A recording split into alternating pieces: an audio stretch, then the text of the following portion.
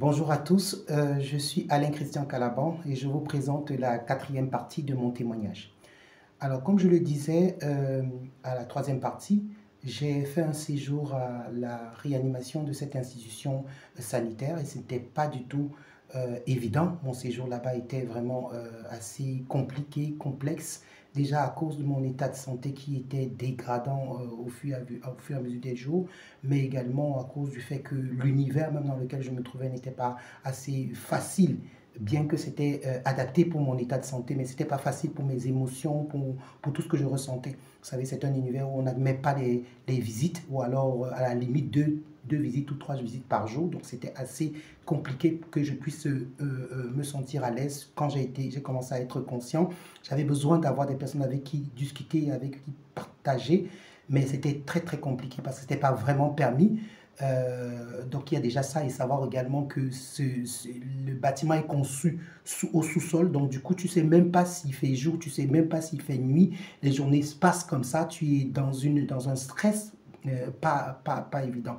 Et tout cela, davantage, je ne participais pas facilement à mon épanouissement, naturellement, mais comme je le dis encore, c'était utile pour mon état, vu mon état de santé. Et là-bas, j'avais vraiment un gros problème d'insomnie, comme je l'ai dit. Je ne dormais pas du tout. Je dormais à peine 2 heures. Et en plus de cela, j'avais des troubles langagiers. J'ai oublié de le dire la dernière fois. J'avais des gros troubles langagiers. Je ne parlais plus de la même façon. Je n'articulais plus de la même façon. Je bégayais énormément.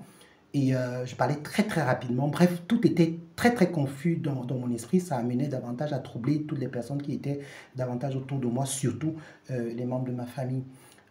Pendant tout ce temps, on me lavait, ça me gênait du fait que ce soit des infirmières qui me lavent, qui me nettoient. Vous savez, tout ça, ça me mettait vraiment hors de moi. Et comme je l'ai dit à la troisième partie, j'étais totalement coupé dans mon esprit, j'étais carrément coupé du Seigneur parce que j'avais décidé de me mettre off à cause de tout ce qui m'arrivait. Je trouvais que c'était très injuste que le Seigneur permette que cela puisse m'arriver de cette façon.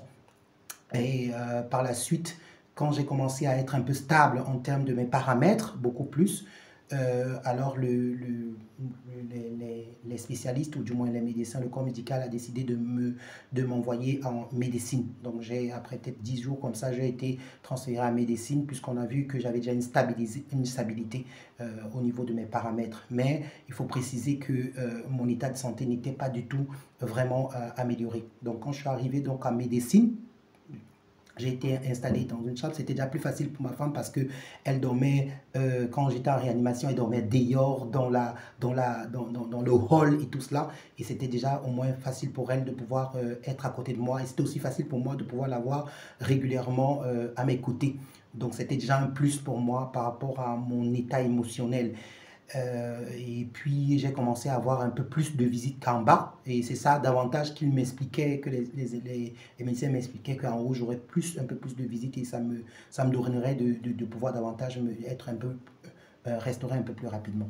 Alors en médecine, il s'est avéré qu'on a continué donc à faire des examens un peu plus approfondis, certains qui étaient faits ici en urgence à l'hôpital général, d'autres dans un autre laboratoire, et maintenant certains qui étaient un peu plus profonds, un peu plus sérieux étaient envoyés à l'étranger, ici en France. Donc, ce qui fait que on attendait à chaque fois les résultats. J'avais tellement de prises de sang. En même temps, je continuais à prendre le sang parce que même en médecine, j'ai fait des dialyses. Je continue à faire des dialyses puisque je n'urinais pas toujours. Il faut préciser justement que je suis monté, j'ai continué jusqu'à 3 semaines, un peu plus de 3 semaines avant que j'ai commencé à pouvoir faire les premières urines. Et comment ça s'est passé? J'ai fait une infection puisque en médecine, j'avais des œdèmes, j'avais toujours des œdèmes. J'avais le ventre vraiment énormément ballonné et bref, mon corps continuait à retenir de l'eau et tout cela. Donc, alors j'ai commencé à faire, j'ai fait une fièvre, une grosse fièvre, une énorme fièvre. Ce soir, cet après-midi-là, je grelottais, le lit se secouait énormément et les spécialistes, que ce soit l'infectiologue, que ce soit pardon, le néphrologue, le professeur, ils ont décidé donc ensemble de pouvoir enlever tout ce qu'il y avait du moins, comme corps étranger en moi, c'est-à-dire les cathéters, puisque j'étais constamment sous perfusion, les cathéters de dialyse, etc., de perfusion. Donc on m'a enlevé toutes ces choses, tout cela. Et en se disant que bon, ça peut avoir créé cette autre fièvre qui était très très très élevée. Et après, finalement, quand on a enlevé cela, on m'a aussi enlevé également, j'avais une sonde urinaire, on a enlevé également la sonde urinaire. Et puis, finalement, ça s'est tout calmé. Et il était donc question à partir de ce moment-là que je puisse uriner. Donc, la néphrologue est donc venue me dire que ici, là, maintenant, vous devrez absolument, de manière indépendante, vous forcer à uriner, que l'urine sorte vraiment de votre vessie, de votre urètre, etc. Puisqu'avant, on essayait de prendre l'urine un peu plus profondément. Mais maintenant, là, vous allez faire l'effort d'uriner. Et c'est comme ça que j'ai passé encore quelques jours sans uriner et on m'a mis des bols pour que lorsque j'urine, que je puisse connaître la quantité d'urine que je faisais. Et ce n'était pas du tout évident. Donc naturellement, la première journée ou la deuxième journée, je ne faisais que 100 millilitres. Vous imaginez, tu bois rien, ne source à peine 100 millilitres qui sort 50, 100 comme ça pendant 2-3 jours. Et c'était vraiment une anurie, d'après ce que les médecins nous disaient. Et c'était devenu vraiment inquiétant. Donc les informations ont été passées au corps de Christ, les frères, les bien-aimés, ma famille chrétienne, je veux dire ma famille de sang qui connaît Jésus-Christ. Donc on était constamment en prière par rapport à ça. Ils étaient en prière, je veux préciser, parce que moi, vous connaissiez ma condition. Donc ils étaient en prière par rapport à ça. Et la question de chaque matin, c'était est-ce qu'il a pissé, est-ce qu'il a uriné, et tout cela, avec beaucoup d'inquiétude. Et c'est comme ça que progressivement, le Seigneur a fait grâce et j'ai commencé à uriner un peu plus petit, un peu plus qu'avant. C'est-à-dire, on est passé de 100 milli à 500 milli, à 200 milli. Ça se multipliait chaque fois 400 milli à 650 milli. Et un jour, justement, où j'ai fait 650 milli, j'étais tellement fier que j'ai fait ça. Mais quand le professeur est venu me parler, il me dit, mais non, ça, c'est pas grand-chose. Vous êtes toujours dans la barre de la nurie. Donc, il faut absolument que vous puissiez avoir au moins 1000, c'est-à-dire 1 litre par jour, pour qu'on puisse espérer que vous puissiez sortir de cette situation. Donc, faites encore davantage d'efforts, prier davantage, etc. Bref, elle nous a conseillé. Moi, j'ai dit, mais attendez, félicitez-moi d'abord déjà pour ce qui a été fait, parce qu'elle était dure par rapport à ça. Et puis, elle a dit, bah oui, en tout cas, moi, quand tu vas arriver à 1 litre, et là, on va prendre un champagne ensemble. Là, au moins, tu seras sorti déjà de la zone rouge. Et c'est comme ça que par la grâce de Dieu, la nuit qui a suivi, j'ai carrément fait 1 litre. Et c'était, waouh, c'était vraiment... Je n'arrivais pas à croire que je suis en train de pisser et tout ça. Donc le Seigneur a débloqué les choses. Et ça, on était déjà à plus de 2 semaines, parce qu'à 3 semaines, il était dit qu'à 3 semaines, après 3 semaines, tu commences déjà à tomber tu risques de te retrouver en train de faire des dialyses régulières, c'est-à-dire à être un dialysé chronique, quoi, comme on dit souvent. Et c'est ça qui était aussi une crainte des complications de la situation dans laquelle je me trouvais. Et par la grâce de Dieu, je n'étais plus. J'ai fait environ 4 à 5 dialyses et puis je n'ai plus, comme on avait enlevé la sonde, des cathéters de dialyse et tout cela, je ne suis plus parti dans l'unité de dialyse depuis ce jour-là. Et j'ai commencé donc à uriner progressivement 1 litre, etc. Et ça s'augmentait au fur et à mesure. Quand j'ai dépassé la barre de 1 litre, ils ont commencé à comprendre que, ok, de plus en plus, c'est possible que je me sente de mieux en mieux. Et c'est comme ça que les bien-aimés redoublaient davantage d'efforts dans la prière afin qu'on puisse retrouver exactement la bactérie qui me dérangeait. Parce que malgré tout, jusque-là, on était toujours dans un traitement général, c'est-à-dire qu'on traitait l'infection de manière générale, mais on n'avait pas toujours pu avoir du moins la bactérie ou bien le germe, je ne sais pas, je peux dire une bêtise, hein, clé qui était à la cause de ma situation. Donc après un certain moment, après tout ce temps passé là-bas, les médecins ont décidé de pouvoir davantage m'accorder la grâce de pouvoir partir à la maison, parce que c'était dans un environnement, ils se sont dit que ok, l'environnement là-bas, j'ai fait environ aussi environ 2 semaines, j'ai fait environ 2 semaines en médecine, et puis ils ont donc décidé de pouvoir me libérer, que je puisse partir à la maison et pouvoir avoir des soins ambulatoires. Entre-temps, j'avais des visites Les visites étaient, comme je l'ai dit, étaient un peu plus régulières.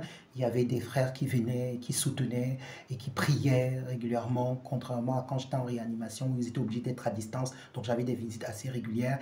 Mon nom était carrément, je peux dire, affiché au niveau de la réception, de sorte que vraiment, dès que tu arrivais, dès que tu donnais mon nom, tous les gardiens, parce que j'avais tellement, à partir de ce moment, j'ai eu tellement de visites qu'il fallait absolument bloquer les personnes. Et je profite vraiment pour dire encore une fois de plus, vraiment merci. Merci à toutes ces personnes qui se sont engagées à venir personnellement à l'hôpital. Vous savez, lorsque quelqu'un est malade, vraiment, il faut traverser cela pour comprendre que lorsque quelqu'un est malade, il a besoin de visite. Il a besoin d'être appelé, il a besoin d'être encouragé, il a besoin d'être soutenu, surtout quand il est dans un état déjà qui peut écouter ou recevoir des gens. C'est très, très important. Je l'ai encore vécu une fois de plus. C'est pour ça que le Seigneur parle de j'étais malade, tu étais malade et tu as été visité, du moins, quand tu étais malade, tu as été visité et tout ça. Donc, les malades sont précieux également aux yeux du Seigneur et il connaît la situation émotionnelle que les malades peuvent traverser pour avoir juste une simple visite. Ce n'est pas forcément que tu as donné quelque chose, etc.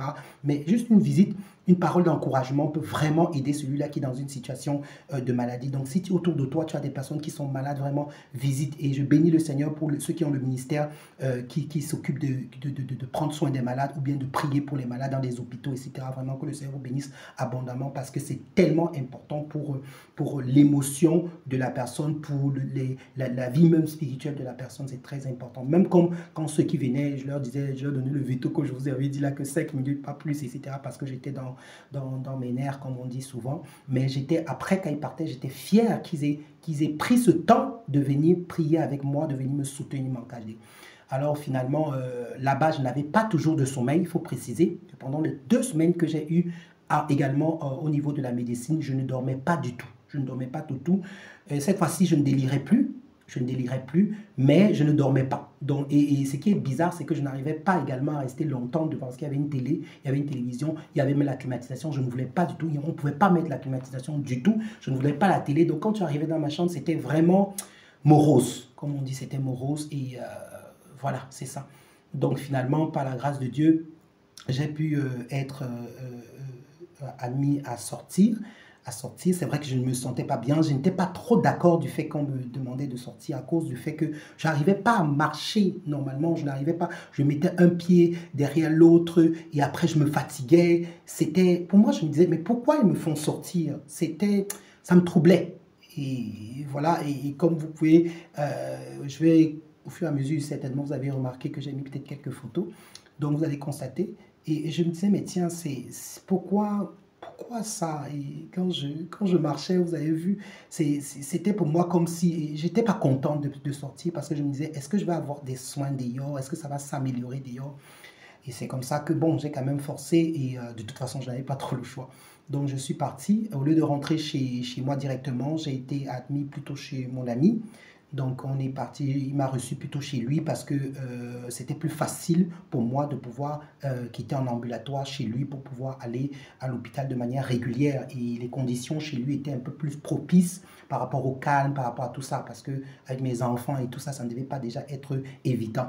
Donc, c'est comme ça qu'il m'a reçu chez lui et de manière merveilleuse, de manière miraculeuse, je vais préciser que sa femme venait de prendre un congé. Je vais revenir sur ça plus tard pour expliquer comment le Seigneur a vraiment planifié toutes les étapes des moments de maladie et de restauration. Donc sa femme a pris son congé. C'était facile pour moi de pouvoir être bien entretenu et également bien entouré justement dans ce lieu-là. Donc voilà, je pense que pour ne pas déborder les 15 minutes, on va encore s'arrêter là pour cette partie. Mais vous constatez déjà que ça évolue au fur et à mesure. Vous avez constaté également que ça a commencé à évoluer, mais je n'étais pas encore au top, ça sincèrement, et vous le saurez avec la prochaine partie. Que le Seigneur vous bénisse. Je vous prie d'aimer la page, de partager ce témoignage afin que plusieurs personnes soient davantage bénies. Si vous n'avez pas vu les parties précédentes, allez tout simplement dans mon compte TikTok ou alors sur la page YouTube de Heavenly Pictures Production. Vous allez voir davantage toutes les parties de mon témoignage. Que le Seigneur vous bénisse abondamment et nous rendons gloire au Seigneur pour son miracle dans ma vie.